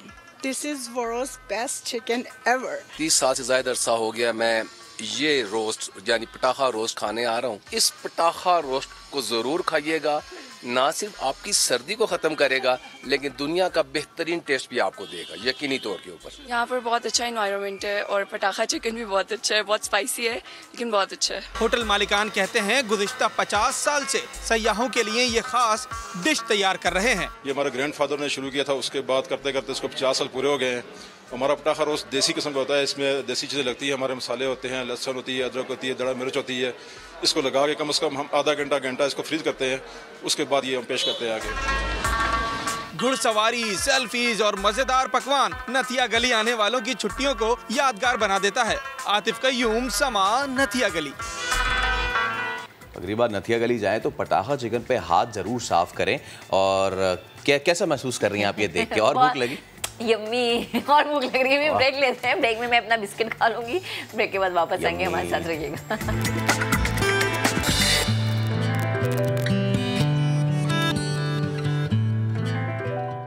Welcome back. हमने सबने बचपन में बड़ी जो है वो फेबल्स पढ़ी हैं, बहुत बड़ी कहानियाँ पढ़ी हैं, स्नो वाइट की, तो कभी लिटिल रेड राइडिंग हुड की। लेकिन एक कहानी मुझे बड़ी पसंद थी, मैं पता है कौन सी थी? कौन सी? वो थी रपुंज़ल की। ये जो एक किले में उनको कैद कर दिया जाता था, फिर वो लंबे बाल करती थी और इतने लंबे हो जाते थे उनके बाल कि वो किले से नीचे तक चले आते थे। तो ये तो हम सोचते थे कि ये तो कहानी है सिर्फ, लेकिन अब हकीकत में मिलाते हैं। हकीकी जिंदगी की रपुंज़ल हैं पाकिस्तानी स्क्वॉश प्लेयर ज़हाब कमाल। अपने खेलों के साथ साथ लंबे बालों की वजह से वो मशहूर थीं, लेकिन अब उन्होंने हकीकी ज़िंदगी की जो हीरो है ना, वो भी ये साबित उन्होंने अपने आप को किया है। उन्होंने अपने बाल अतिया करने समेत 2 वर्ल्ड रिकॉर्ड्स भी अपने नाम कर लिए हैं। एक अनोखा रिकॉर्ड कायम किया है जिसमें उन्होंने अपने लंबे बालों में सबसे ज़्यादा क्लिप्स भी लगाए। इसके अलावा भी ज़हाब कमाल अपने 5 फीट 1 इंच लंबे बाल एक फाउंडेशन को अतिया करते हुए रिकॉर्ड कायम कर चुकी हैं। और जनाब, ये जो इदारा है उन बच्चों के लिए काम करता है जो किसी बीमारी में मुब्तला होकर अपने बाल खो देते हैं। बड़ा नेकी का काम और बहुत दिल गुर्दे वाला काम है, क्योंकि बालों की कटिंग करवाना एक खातून के लिए कितना मुश्किल होता है ये शायद एक खातून से बेहतर कोई भी नहीं जानता, क्योंकि बाल लंबे बड़ी मुश्किल से होते हैं, लेकिन जब उनकी कटिंग की जाती है तो फिर आंखों से कभी कभी आंसू भी जारी हो जाते हैं। ज़हाब ने हमें ज्वाइन किया, उनसे हम बात करते हैं। अस्सलाम वालेकुम ज़हाब, गुड मॉर्निंग, कैसी हैं आप? वालेकुम अस्सलाम, मैं ठीक हूँ, आप कैसी हैं? अल्हम्दुलिल्लाह, माशाल्लाह। आप छोटे बालों में भी बहुत प्यारी लग रही हैं, लेकिन जो घने लंबे बाल होते हैं ना, कहा जाता है कि लंबे बाल, घने बाल ख़वातीन का हुस्न होते हैं, और यही वजह है कि उनसे प्यार भी बहुत किया जाता है। ख़वातीन अपने बालों की देखभाल भी बहुत करती हैं, डिफरेंट टोटके भी करती हैं। लेकिन ये इतना मुश्किल फ़ैसला, क्योंकि हमारे छोटे से बाल है, उसमें भी हम कटिंग करवाते हुए 100 दफ़ा सोचते हैं, पूरा साल सोचने के बाद दिसंबर में जाके कटिंग करवाते हैं। तो कितना मुश्किल फ़ैसला था बालों की कटिंग करवाना? बहुत मुश्किल फ़ैसला था। मैंने 18 ईयर्स अपने बाल अपने साथ रखे थे और बस मैंने बहुत अच्छे कॉज में अपने बाल डोनेट किए हैं, और स्पेशली मैंने अवेयरनेस देनी थी। मेरी अपनी नॉन प्रॉफिट ऑर्गेनाइजेशन है पाकिस्तान में, तो मैं अवेयरनेस देना चाहती थी। बच्चों की हेल्प करती हूँ, तो मैं करना चाहती थी कि मैं बच्चों की हेल्प करूँ बालों से, और मुझे सबसे अपनी अजीज़ चीज़ थी वो मैंने दी है बच्चों को। अच्छा Zahab, I was going through one of your stories, और उसमें ये था कि आपके फादर ने जो है वो आपको काफ़ी पहले ये आइडिया दिया था कि आप जो है वो बाल ग्रो करें। कितनी एज थी उस वक्त आपकी? कितने साल लगे आपको बाल इतने ज़्यादा ग्रो करने में? मैं 13 इयर्स ओल्ड थी, और मेरे फादर का प्लान था, सबसे पहले तो वो चाहते थे कि मेरे बाल लंबे होंगे तो मैं थोड़ी यूनिक दिखूंगी। और फिर उसके बाद मैं जब स्क्वॉश में आई तो उनका प्लान था कि अगर तुम अपने बाल नहीं कटवाओगी तो तुम लॉन्गेस्ट हेयर एथलीट का टाइटल ले सकती हो गिनीज वर्ल्ड रिकॉर्ड। तो फिर उसी प्लान को कंटिन्यू करते हुए एक एम था और गिनीज वर्ल्ड रिकॉर्ड तक पहुंचना था, तो उन सब चीज़ों को नज़र रखते हुए मैंने अपने बाल नहीं कटवाए। अच्छा, एक जो चीज़ जो अब मुझे वो रही है कि स्पोर्ट्स करते हुए ना हम कोशिश करते हैं कि कोई लूज़ चीज़ एक तो हाथों में और गले में या कान में ना पहने, फिर ये कि अगर कोई हमारे बाल लंबे हैं तो हम कोई बैंड लगा लें। ज़्यादा से ज़्यादा शोल्डर तक मेल प्लेयर्स के बाल लंबे होते हैं, फीमेल्स के जो है वो बैक तक आते हैं। आपने इतने लंबे बालों के साथ खेला कैसे? मैं सवाल तो मेरा ये है। बहुत मुश्किल था मेरे लिए खेलना, लेकिन मैं जैसे मैंने आपको बताया, मैं यूज़ टू थी और बहुत मुश्किल था उसको कैरी करना। मैं बन बांध के खेलती थी स्क्वॉश, और बहुत ज़्यादा स्वेटी भी हो जाते थे मेरे बाल, लेकिन एक मेरा एम था, एक टारगेट था, मुझे वो अचीव करना था। मैं बहुत मोटिवेट थी उस चीज़ के लिए। अच्छा ज़ाब, मुझे ये बताएं कि जो लड़कियां आपको देख रही हैं ना, वो ये सोच रही होंगी कि अच्छा ठीक है आपने तो कटिंग करवा ली, लेकिन हम चाहते हैं कि हमारे जो बाल हैं जैसे पहले ज़हाब के बाल थे वैसे हो जाएं। तो आप क्या एक्स्ट्रा केयर कुछ बालों की करती थी? अम्मा बताती हैं, नानी दादी बताती हैं, ऐसा कुछ होता था? जी बिल्कुल, मेरी ग्रैंड मदर बहुत ख्याल रखती थी एक चीज़ का, वो है ऑयलिंग। वो मुझे बहुत ज़्यादा ऑयलिंग करती थी मेरे बालों में, और मैं यही बताऊंगी सारी लड़कियों को कि अच्छी ग़िज़ा, अगर आप हेल्दी खाना खाएंगे, अच्छी न्यूट्रिशन आपकी होगी तो आपके बाल बढ़ेंगे। और कम से कम आप स्ट्रेटनर का इस्तेमाल करें। मैं बिल्कुल स्ट्रेटनर का इस्तेमाल नहीं करती थी और ना मैं करती हूँ। मेरे घर में जब भी मेरे ग्रैंड मदर या मेरी अम्मी ने मेरी हेल्प की बाल ड्राई करने में, तो वो कोशिश करती थी कि ऐसी ओपन छोड़ दें बाल ड्राई हो जाएं, या वो सन में ले जाके उसको ड्राई करती थी। मैंने कभी भी स्ट्रेटनर, हेयर ड्रायर, कोई सप्लीमेंट्स, मैंने कुछ भी यूज़ नहीं किया। सही, यानी ये जो आपके बाल हम स्ट्रेट देख रहे हैं ये नेचुरल हैं? बिल्कुल जी। और ये बड़ी बात है, कितने लंबे बाल, मतलब डेथ स्ट्रेट है, इसमें कहीं भी कोई वेव नहीं है। खैर जिस जेलसी हो रही है नहीं, मुझे जेलसी बिल्कुल नहीं हो रही। मुझे ये अफसोस हो रहा है कि हमारे बालों पे रोजाना बहुत सारे एक्सपेरिमेंट होते हैं, इसलिए हम जेलस हो नहीं सकते। जी, मैंने देखा है, मैं अक्सर चैनल्स पे आती थी तो मैं यही देखती थी कि होस्ट के साथ बहुत ज्यादा स्ट्रेटनर और रोलर्स वगैरह लगा रहे होते हैं। हाँ, अच्छा मुझे ये बताएं कि जिस फलाही इदारे को आपने बाल अतिया किए हैं, अगर जरा हम उसके बारे में बात कर लें, तो अब बाल अतिया करना, और वो भी अपनी सबसे प्यारी चीज़, तो वो फलाही इदारा काम कैसे करता है, और आपके बाल अतिया करने के बाद वहाँ के मुंतज़मीन जो हैं उनकी क्या राय है? Children with hair loss wigs बनाती है बच्चों के लिए। वो नॉन प्रॉफिट ऑर्गेनाइजेशन है जो छोटे बच्चों की हेल्प करती है, और मुझे बड़ा शौक़ था अपने बालों को बच्चों तक मतलब हेल्प करने के लिए। तो फिर मैंने अपनी सबसे अजीज़ चीज़ जो है अपने बाल मैंने बच्चों को डोनेट किए हैं, और children with hair loss wigs बनाते हैं, और वो चाहते हैं कि वो बच्चों की जहाँ पर भी उनके रिक्वायरमेंट्स उनकी हेल्प कर सकें। तो मैंने उस फाउंडेशन को अपने बाल डोनेट किए। अच्छा, let's talk a bit about sports now, कि अभी भी आप प्रैक्टिस आपने जारी रखी हुई है? जी बिल्कुल, मेरी प्रैक्टिस पूरी है स्क्वॉश की। मैं खेलती हूँ और मैं कोच भी करती हूँ स्क्वॉश, और अभी कोविड की वजह से मैं टूर्नामेंट्स नहीं खेली थी, लेकिन मेरे टूर्नामेंट्स स्टार्ट होने वाले हैं। अच्छा, एक और बड़ी अहम चीज़, एक बड़े अच्छे कॉज के लिए हमने देखा है कि जो अगर हेयर लॉस किसी को भी होना शुरू हो जाए तो बड़ी परेशानी वाली बात होती है। जो छोटे बच्चे होते हैं ना, उनकी ऐसी चीज़ें सामने आती हैं कि किसी को कोई बीमारी हो गई, उनको हेयर लॉस होना शुरू हो गया, तो उनका जो चेहरा है ना वो हमसे बर्दाश्त नहीं होता। जब आपकी अतिया करदा बाल वेग बन के ऐसे बच्चों को लग रहे होंगे, आपने इमेजिन किया है कि क्या फीलिंग होगी उस वक्त आपकी? किसी एक बच्चे के चेहरे पे मुस्कान लाके आपने बड़ा ज़बरदस्त काम किया है। जी बिल्कुल, मैं यही बात आपको बता रही हूँ कि मुझे बहुत अफसोस था, लेकिन फिर एक तरफ जो मेरी कॉज है, मैंने बच्चों की हेल्प की है, तो मुझे दिली बहुत सुकून है। और मैं जब वो बच्चों को देखूंगी विग पहने हुए, तो आप सोचें कि मैं खुश कितना होंगी अंदर से कि मेरे बाल जो हैं वो कितनी अच्छी कॉज में खर्च हुए हैं। अच्छा ज़हाब, लास्ट में मुझे ये बताएं कि जिस वक्त कटिंग शुरू हुई बालों की, थोड़ी स्टॉप इमोशनल हुई होंगी ना, मतलब कुछ तो होता है ना हल्की हल्की आंखों में आंसू? बहुत रोई थी, और मैं मतलब एक नाइट मुझे रात में नींद नहीं आई थी जिस दिन मेरा इवेंट था, और मैं इवेंट वाले टाइम पर भी बहुत रो रही थी। लेकिन बस मुझे सब यही बोल रहे थे कि तुम बहुत अच्छे कॉज में अपने बाल डोनेट कर रही हो, और बहुत सबने मुझे हिम्मत दी, और अल्हम्दुलिल्लाह के मुझे शुक्र है और मुझे सुकून भी यही है कि मैंने बहुत अच्छे काम के लिए आपने अपने बाल अतिया किए हैं। बेहद शुक्रिया ज़हाब, आप हमारे साथ मौजूद थी। गुफ्तगू कर मुश्किल दिल गुर्दे वाला काम होता है, स्पेशली कटिंग कराना और फिर अपने बाल किसी को दे देना। आगे बढ़ते हैं जनाब, लाहौर से खबर है जहां पर पुलिस अफसरान ने सोशल जराइम की रोकथाम के लिए मुलव्विस ना होने के लिए थानों के SHO से श्योरिटी बॉन्ड्स लेना शुरू कर दिए हैं। पहले आपको रिपोर्ट दिखाते हैं, फिर इस पर हम गुफ्तगू भी करेंगे।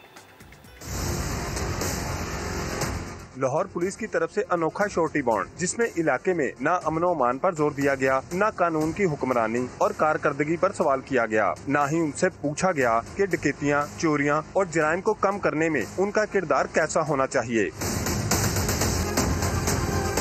शोरटी बॉन्ड्स में पूछे गए सवाल ने लाहौरियों को भी हैरान और परेशान कर दिया। लोगों ने शोरटी बॉन्ड को सिर्फ कागजी कार्रवाई करार दिया है। हर जो थाने का SHO है उसको अपने इलाके में होने वाले तमाम जो क्राइम है उसके बारे में इल्म होता है, तमाम जराम पेशा लोगों के बारे में उसे इल्म होता है। तो ये सारा कुछ इन्हीं की ज़रा सरपरस्ती होता है। मेरे नज़दीक ये सिर्फ एक फॉर्मेलिटी है, इसके अलावा और कुछ नहीं है। शोरटी बॉन्ड होती है, ये उन लोगों से ले रहे हैं जो कि खुद सबसे पहले जराइम में मुलव्वस होते हैं। जो बंदा करप्ट हो, करप्शन कर रहा हो, वो कुछ भी कर रहा हो, उसके लिए शोरटी बॉन्ड कोई आम बात नहीं। वो झूठ बोलेगा, अदालत में जाके खुदा न खास्ता कुरान पाक पे हाथ रख के भी झूठ बोल सकता है। जस्ट ये कागजी कार्रवाई है। 50 to 60% police officers are involve in it. उन्हें यहाँ तक पता होता है कि फलां जगह वारदात होनी है, जुआ होना, and they are part of that society. ये उनसे भत्ता लेते हैं। थानों के SHOs की आ गई शामत। जराइम में मुलव्विस या उनकी सरपरस्ती करने वाले SHOs के गिर्द घेरा तंग। थानों में SHO लगना है तो पहले हल्फ देना होगा।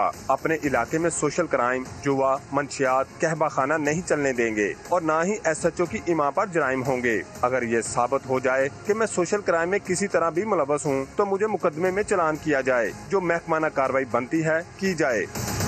पुलिस अफसरान का कहना है कि इससे जराइम की रोकथाम में मदद मिलेगी और SHOs ज्यादा मेहनत और ईमानदारी से काम करेंगे।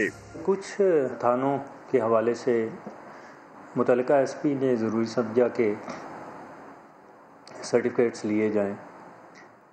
इनफैक्ट जो ज़ाब्ते का कानून है वो तो पहले से मौजूद है कि अगर हदूद इलाका में कोई भी सोशल क्राइम इस तरह का होता है जिसकी खबरगिरी पुलिस को नहीं हो सकती तो मुतल्लिका स्टेशन हाउस ऑफिसर जो है वो ज़िम्मेदार है। जब कानून ने ये चीज़ दी हुई है तो उस पर गिरफ्त होनी चाहिए।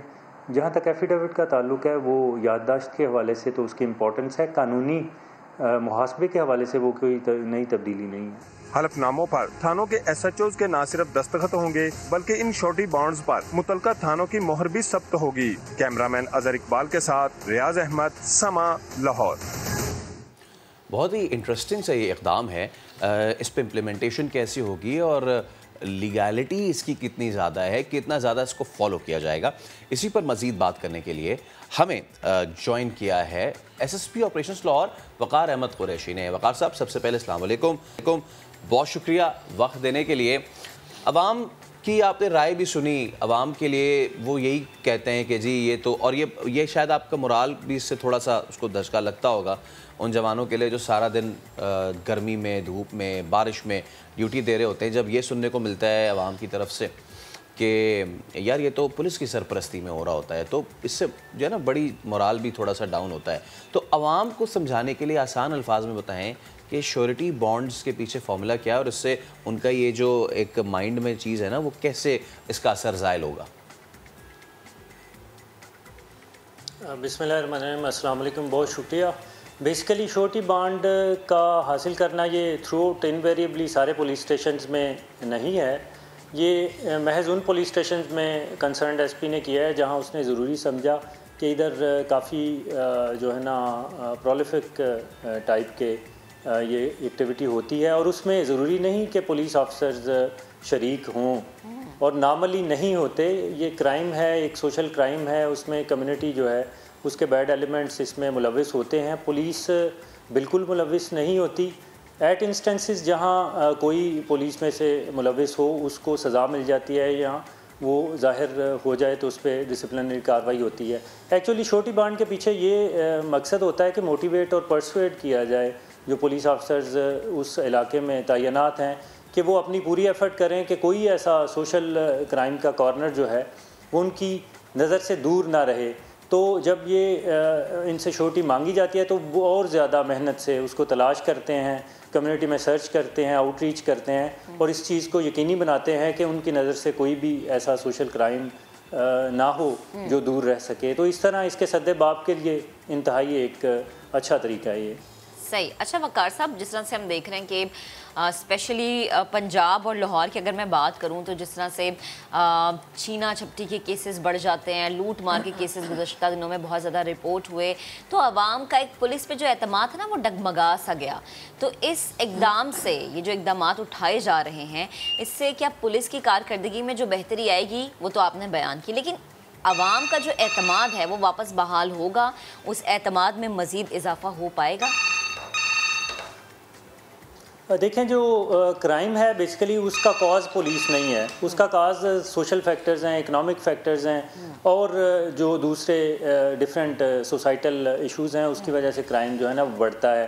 पुलिस एक ऐसी एजेंसी है जो उन कॉजेज़ पे पैदा होने वाले क्राइम को ट्रीट करती है और उसको डिटेक्ट करके कैफरे किरदार तक पहुंचाने की कोशिश करती है क्रिमिनल्स। तो हमें सबसे पहले तो ये एक चीज़ अंडरस्टैंड करनी चाहिए कि police is not a reason of crime. Police बल्कि उसको ट्रीट करने के लिए कम्युनिटी का एक जो है ना हेल्प आउट करने वाली ऑर्गेनाइजेशन है। और क्राइम जो है बहुत ज़्यादा होता है, पर्टिकुलर जो मेट्रोपॉलिटन सिटीज़ हैं।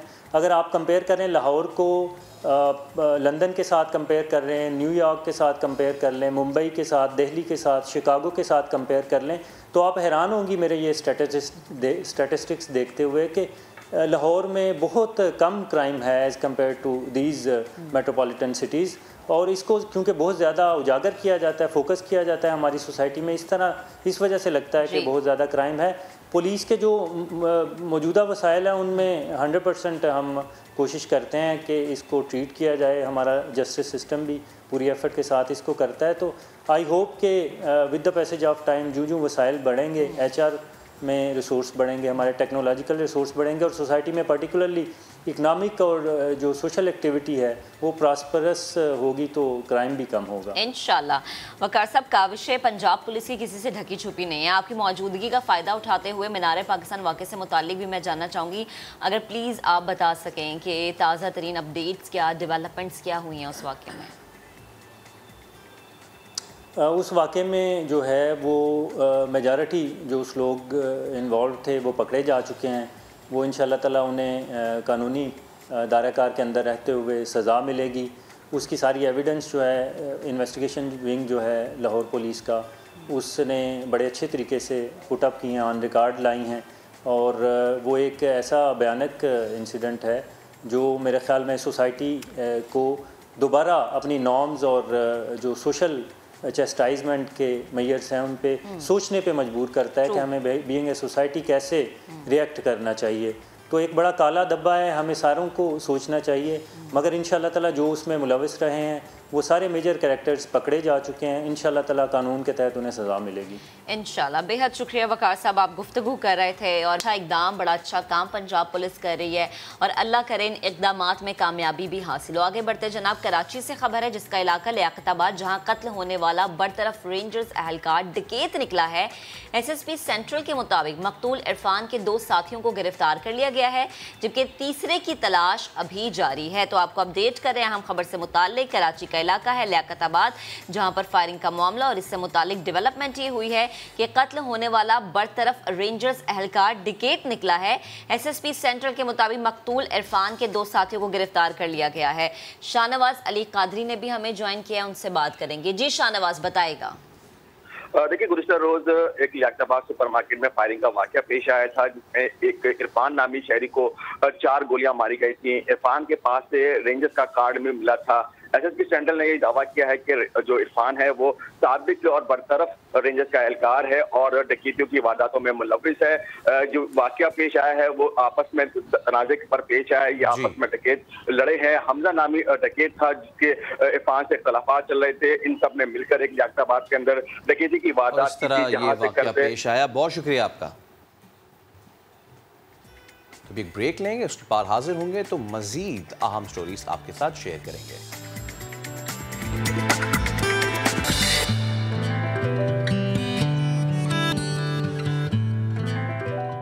Welcome back. वैसे महक, अल्लाह ताला ने इंसान को कितनी सारी नेमतों से नवाजा, उनमें एक आंखें भी हैं, लेकिन कुछ लोगों के पास ये क़ुव्वत नहीं होती है। लेकिन कुछ लोग ऐसे होते हैं जो ये क़ुव्वत ना होने के बावजूद भी अपने आज़म और हौसले से दुनिया को बताते हैं कि नहीं आंखें तो क्या हुआ, हौसला तो है। स्वात की तहसील है ख्वाजा खेला, इसके रहायशी हबीब नवाज ये बसारत से महरूम तो हैं लेकिन इसके बावजूद उन्होंने हिम्मत नहीं हारी। इस बाहिम्मत शख्स ने मुसलसल जिदोजहद की, मेहनत की और PhD मुकम्मल करके दूसरों के लिए मिसाल कायम कर दी। इस बाहिम्मत शख्स से मिलवाएंगे हमारे नुमाइंदे सैयद शहाबुद्दीन। उन्होंने ज़िंदगी में कौन कौन से मसाइल फेस किए, किस तरह से उन चैलेंजेस से निपटे, सैयद शहाबुद्दीन हमें बता रहे हैं। जिस वक्त मैं मौजूद हूँ तहसील ख्वाजा खेला के एक छोटे से गांव लंगर में, और लंगर में हम आपकी मुलाकात करवा रहे हैं एक ऐसी शख्सियत से जिन्होंने अपनी माजूरी को कमज़ोरी नहीं समझा और तालीमी सफ़र जारी रखा, और हाल ही में इन्होंने PhD अपनी मुकम्मल कर ली है और वो डॉक्टर बन गई हैं। हबीब नवाज़ साहब हमारे साथ मौजूद हैं, उनसे बात करते हैं। बहुत बहुत मुबारकबाद आपको कि आपने इतना बड़ा और कामयाब सफ़र तय किया, PhD मुकम्मल कर ली, इस पर हम आपको मुबारकबाद पेश करते हैं। अपनी ज़िंदगी के बारे में बताइएगा कि ज़िंदगी का सफ़र कैसे रहा और जो तालीमी सफ़र रहा इसके बारे में भी बताइएगा। शाह साहब बहुत मेहरबानी, आपने मुबारकबाद पेश की, शुक्रिया, खुश रहे। जो ज़िंदगी के बारे में 8वीं क्लास में मैं 8वीं क्लास तक मैं नॉर्मल था, मेरे अंक सही थी। 8वीं क्लास के दौरान मेरे नज़र मुतासिर हुई हादसाती तौर पर, लेकिन उसके बाद मैंने स्पेशल एजुकेशन में तालीम हासिल की और government institute for the blind Peshawar में 5वीं तक पढ़ा। उसके बाद मैंने मैट्रिक मुख्तसरन यानी यूनिवर्सिटी तक पहुंचा। यूनिवर्सिटी में B.Ed M.Ed करने के बाद अभी रिसेंटली मेरी PhD भी कंप्लीट हो गई। और इस दौरान मुश्किलात की बात आपने की, तो मुश्किलात इसमें बहुत सारी रही। मसलन ये कि पहले तो यूनिवर्सिटी मुझे MPhil लीडिंग टू PhD में एडमिशन देने के लिए तैयार नहीं थी। ये समझ रहे थे कुछ लोग कि नाबीना अफराद मास्टर से आगे तालीम हासिल नहीं कर सकते, लेकिन इसके लिए मैं खैबर पख्तूनख्वा हाई कोर्ट गया और कोर्ट ने मेरे हक में फ़ैसला किया। यूँ मैंने एडमिशन लिया। दूसरी मुश्किल जो मेरे सामने रही वो मेरा पेरेंट्स डिपार्टमेंट, जहाँ मैं सर्विस करता हूँ, सोशल वेलफेयर डिपार्टमेंट, वो मुझे तालीम हासिल करने के लिए NOC नहीं दे रहा था। इसको भी मैंने सर्विस ट्रिब्यूनल में चैलेंज किया और मुझे NOC मिली। इसके अलावा तीसरी मुश्किल ये है कि यूनिवर्सिटियों में रिसोर्सेज की कमी है। नाबीना अफराद के लिए मखसूस स्पेशलाइज्ड इंस्ट्रूमेंट्स और कुतब की ज़रूरत होती है, जो कि यूनिवर्सिटियों में अवेलेबल नहीं। बहुत शुक्रिया हबीब नवाज साहब। ज़बरदस्त जनाब, और यही वो लोग हैं जो दूसरों की हिम्मत भी बांधते हैं कि कुछ करना है तो घबराना नहीं है। आगे बढ़ते हैं जनाब। लाहौर के बदनामे ज़माना सीरियल किलर जावेद इकबाल की ज़िंदगी पर अब एक फिल्म बन रही है। ये वो जावेद इकबाल हैं जिसने 1999 में पुलिस को एक ख़त लिखा था जिसमें उसने 100 बच्चों के कत्ल का एतराफ़ किया था। बच्चों की उम्रें जो हैं वो 6 से 16 साल के दरमियान थी। और जब हम ये बात करें तो आपको वो टाइम भी याद आ रहा होगा, वो खौफ जो उस वक्त पूरे लाहौर में अवाम में मौजूद था ना, वो वक्त आपको एकदम से आपके जहनों में आया होगा। इस फिल्म में यासिर हुसैन 100 बच्चों के कातिल शख्स जो है उसका मरकजी किरदार निभा रहे हैं। यासिर हुसैन ने इंस्टाग्राम पर अपनी आने वाली फिल्म का पहला पोस्टर भी फैसल शेयर किया। लोग हैरान होते कि अच्छा यासिर निभा रहे हैं किरदार। Too much similarity. पहले तो हेड्स ऑफ जिन्होंने ये तमाम तर काम किया। और हम हमेशा से ही देखते हैं कि हमारे यहाँ जो मुख्तलिफ मौज़ूआत पे फिल्म्स बनती हैं, और कभी कभी हम सोचते हैं कि क्या हमारे पास मौज़ूआत ख़त्म हो गए हैं, लेकिन ऐसा अनोखा और अछूता मौजू हम वेट कर रहे थे कि इस पे बने। और the man himself Yasir Hussain हमारे साथ मौजूद हैं, तो विदाउट वेस्टिंग एनी टाइम हम उनसे बात करते हैं। यासिर, सबसे पहले तो अस्सलाम वालेकुम, बहुत शुक्रिया वक्त देने के लिए। वालेकुम अस्सलाम जी, बहुत शुक्रिया आपका। यासिर भाई, बड़े अच्छे किरदार आपने निभाए हैं, ह्यूमर भी किया है आपने, इसके अलावा विलेनस भी किया है। हर किरदार में उस किरदार में डूब जाना ही एक प्रोटैगनिस्ट की सबसे बड़ी रिस्पॉन्सिबिलिटी भी होती है। लेकिन ये वाला जो रोल है ना, ये मेरे ख्याल से पाकिस्तान के चंद बड़े बड़े विलन्स में से एक, अगर इस शख्स को कहा जाए कि जिसने 100 बच्चों के साथ पहले मोलेस्टेशन की और फिर उनको तेज़ाब में जो है वो कत्ल किया, बहा दिया। कितना मुश्किल है इस किरदार को निभाना यासिर भाई? मुश्किल तो जी एक्टर के लिए हमेशा ही कोई ना कोई किरदार मुश्किल हो जाता है। ये वाकई एक मुश्किल किरदार है। उसकी वजह यह है कि आम जिंदगी में हम सारे लोग, आप, मैं और जितने लोग, हम लोग आम लोग हैं और हमारे जहनों में कभी ऐसे शैतानी ख्यालात जो है इसका 1% भी शायद नहीं आता है। तो ऐसे आदमी का किरदार अदा करने के लिए आपको जो प्रिपरेशन करनी होती है या जो अपनी सोच में तब्दीली लानी होती है सिर्फ उस पॉइंट के लिए जिस वक्त कैमरा ऑन होता है, ये बहुत मुश्किल काम है। और वो एक्सप्रेशन देना, उस सोच में जाना, ये बड़ा ही डिफिकल्ट रहा मेरे लिए। और इतनी मुश्किल शायद मुझे किसी किरदार को निभाने में नहीं हुई है जितनी इसको हुई है, क्योंकि ये एक अगर देखा जाए तो अमेरिकन बहुत ज़्यादा अपने साइको किलर्स की फिल्में बनाते हैं और उनकी कहानियाँ सुनाते हैं, लेकिन इससे बड़ा शायद कोई साइको किलर या कोई विलन या कोई नेगेटिव आदमी आया हुआ आज तक हिस्ट्री में ख्याल। यासिर भाई, हमने देखा है कि जब भी इस तरह की कोई मूवीज़ बनती हैं, बतौर हीरो या बतौर विलन या बतौर लीड कास्ट, उसकी रिसर्च एक तो बड़ी इम्पॉर्टेंट होती है। दूसरा ये कि आपको पर्सनली कैसा फ़ील हुआ है कि जब भी आप ये कोई इस तरह का रोल प्ले कर रहे थे, वो जब आपने कंप्लीट कर लिया उसके बाद आप बैठे और आपने सोचा यार ये कैसे हो गया, और आप उस ट्रांस में चले गए कि जिस वक्त ये हो रहा होगा क्या ही तो दहशत होगी उस वक्त। मेरे लिए लकी मैं यूँ साबित हुआ हूँ कि वो हमारे जो डायरेक्टर हैं अबू लेहा, उन्होंने बहुत रिसर्च कर रखी थी इसके बारे में और उन्होंने किताब भी लिखी थी इसकी ज़िंदगी पे। तो वो किताब फिर स्क्रिप्ट की शक्ल में आई, स्क्रीन प्ले की शक्ल में आई। तो मेरे लिए तो रिसर्च बहुत ज़्यादा मौजूद थी। बहुत सारे और साथी फनकारों ने और लोगों ने, दोस्तों ने भी मेरी बड़ी मदद की रिसर्च में। उन्हें पता चला कि मैं किरदार कर रहा हूँ तो उन्होंने मुझे बहुत सारी रिसर्च भेजी भी, मैंने वो भी पढ़ी। तो बहुत सारी रिसर्च हो रखी है जावेद इकबाल के बारे में। तो मैंने सब पढ़ने के बाद, चूँकि उसका कोई ऐसा इंटरव्यू या कोई ऐसी हमारे पास वीडियो क्लिप मौजूद नहीं है कि आप उसे देख के कॉपी कर सकें, तो वो नहीं कर सकते थे, तो सिर्फ अंदाजे ही लगा सकते थे कि वो कैसा था। सबसे जो इम्पोर्टेंट बात थी और सबसे डिफिकल्ट भी यही थी कि वो एक आम इंसान था। अगर वो एक आम इंसान ना दिखता तो शायद वो पहले कत्ल के बाद ही पकड़ा जाता। वो साइको किलर अगर दिखता तो वो शायद बहुत जल्दी पकड़ा जाता।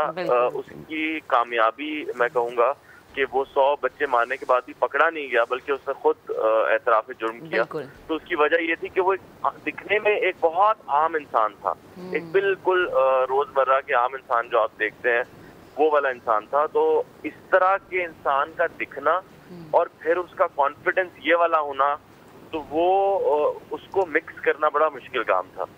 तो बाकी जो आप कह रहे हैं कि वो जब फिल्म शूट हो गई, तो फिल्म के दौरान ये होता था कि या मुझे या मेरे सामने वाले साथी अदाकार को, हमें हर डायलॉग पर जो है ना गूज बम्स आ रहे होते थे, क्योंकि वो एक तो डायलॉग लिखे हुए इतने अच्छे हैं अबू लेहा ने कि मज़ा आ जाएगा जब आप फिल्म देखेंगे इंशाल्लाह। तो यासिर, ये फिर मूवी रिलीज़ कब हो रही है? कितना मज़ीद इंतज़ार शायकीन को करना पड़ेगा? देखिए, शायकीन को इंतज़ार सिर्फ सिनेमा खुलने का करना पड़ेगा, जिसमें हमारा कोई हाथ नहीं है। ये गवर्नमेंट से आप अपील करें कि जब एक फ्लाइट में भर भर के और बस में भर भर के लोग इधर से उधर जा सकते हैं, तो मेरे ख्याल में रेस्टोरेंट्स की तरफ सिनेमा भी खोल देने चाहिए, ताकि एंटरटेनमेंट जो रही सही बची है हमारे पास वो हमें मिल जाए। वरना इतनी बड़ी बड़ी फिल्म्स हैं, मौला जट है और पंजाब नहीं जाऊंगी, लंदन नहीं जाऊंगी, और कायद आज़म जिंदाबाद है, और मेरी एक और फिल्म है अपना पीछे तो देखो। तो इस तरह की बहुत सारी फिल्में हैं जो बनी हुई हैं और पुरानी हो रही हैं, उनको मेरे ख्याल में दिखाने का मौका देना चाहिए और सिनेमास को खोल देना चाहिए। जैसे ही सिनेमा खुलेंगे इंशाल्लाह आप जावेद इकबाल को देख सकेंगे। बिल्कुल। और यासिर भाई, एक और सवाल, बिकॉज हम उसके बाद आपसे रुखसत ज़रूर लेना चाहेंगे, क्योंकि आप भी बड़े बिजी आदमी हैं और आप हमारे टाइम निकाल, इसके लिए बड़ा एक बार फिर एडवांस में शुक्रिया। हमारे पास वर्ल्ड क्लास एक्टर्स हैं, प्रोड्यूसर डायरेक्टर वर्ल्ड क्लास हैं, हमारी म्यूज़िक वर्ल्ड क्लास है। क्या वजह आप समझते हैं कि हमारा जो कंटेंट है नेटफ्लिक्स पे वो नहीं जा पाता है? टेक्निकल इश्यूज़ को अलग करके मैं सिर्फ अगर कंटेंट वाइज बात करूं, जैसे कि ये वाला कंटेंट है, ये तो मतलब it's going to be a hot cake. तो आपको लगता है, क्या लगता है कि क्या वजह है कि हमारा कंटेंट नेटफ्लिक्स पे नहीं बिक रहा? देखिए, दुनिया भर में ना शायद ये बात हमें बुरी भी लगे, हम एक तो एज पाकिस्तानी अपनी गलती मानने में बहुत झिझकते हैं। हम जब तक अपनी गलती मानेंगे नहीं, आगे नहीं बढ़ सकेंगे। तो एज पाकिस्तानी फिल्म इंडस्ट्री हम उस पॉइंट पे नहीं पहुंचे हैं अभी तक। हमारे पास स्टूडियोज नहीं है इतने बड़े जहां हम उस लेवल की चीज़ें बना सकें, नंबर 1। नंबर 2, हमारे यहाँ कोई इंफ्रास्ट्रक्चर नहीं है। हम अभी तक हमारा स्पॉट बॉय है या जो हमारे टेक्नीशियंस हैं वो लोग इंश्योर्ड नहीं है। हमारे यहाँ इंश्योरेंस का कोई चक्कर नहीं है। अगर सेट पे कोई मर भी जाता है तो आप अगर मदद के तौर पे कुछ पैसे देना चाहें तो दे सकते हैं, लेकिन ऐसा कोई रूल नहीं है कि उसको वो इंश्योर्ड हो या कंपनी ने उसकी इंश्योरेंस करवा रखी हो। उसके अलावा यहाँ यूनियन का कोई सिस्टम नहीं है। अगर किसी के पैसे फंस गए या कोई डेट नहीं दे रहा या कोई तंग कर रहा है प्रोड्यूसर को, या प्रोड्यूसर किसी को तंग कर रहा है या डायरेक्टर किसी को तंग कर रहा है, तो हमारे यहाँ डायरेक्टर्स की यूनियन नहीं है, एक्टर्स की यूनियन नहीं है। यहाँ बैकअप डांसर्स जो हैं वो बेचारे भूखे बैठे रहते हैं सेट पे।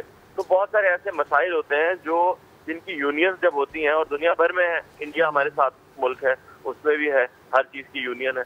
इसीलिए नेटफ्लिक्स उनके साथ काम करता है जिनके यहाँ एक इंफ्रास्ट्रक्चर है बना हुआ, प्रॉपर तरीका है काम का। हमारे यहाँ अभी तक काम बस जुगाड़ पे हो रहा है, और यही हमारी इस पे भी मैं अपने आपको अपनी इंडस्ट्री को दाद देता हूँ कि इतने बुरे इंफ्रास्ट्रक्चर के साथ इतनी अच्छी अच्छी चीज़ें, इतने अच्छे अच्छे प्रोजेक्ट्स हम बना लेते हैं। ये बहुत बड़ी बात है, कमेंडेबल है। लेकिन अब आ गया है कि हमें उस लेवल पे चले जाना चाहिए, क्योंकि हमारे पास कैमरा वही है जो हॉलीवुड में यूज हो रहा है या बॉलीवुड में यूज हो रहा है। तो हमारे पास सिर्फ कमी इंफ्रास्ट्रक्चर की है, वो जैसे ही आ जाएगा नेटफ्लिक्स भी हमारे साथ काम करने लगेगा। चलें, बहुत आपने ज़बरदस्त बात की। और यासिर भाई, बेस्ट ऑफ लक आपको इस प्रोजेक्ट के लिए और आने वाले प्रोजेक्ट के लिए भी। इस वादे के साथ हम आपसे रुखसत ले रहे हैं कि जब सिनेमा खुल जाएंगे तो आपने एक दिन ज़रूर हमारे सेट पे, और यहाँ भी हम बड़ी मज़े की गुफ्तगू करेंगे, तो हम जाएंगे देखने फिर। हाँ इंशाल्लाह, बस जल्दी से सिनेमास खुल जाएं SOPs के साथ तो हम ज़रूर जाएंगे। अभी एक ब्रेक के लिए हम जा रहे हैं, ब्रेक के बाद वापस आएंगे, हमारे साथ रहिएगा।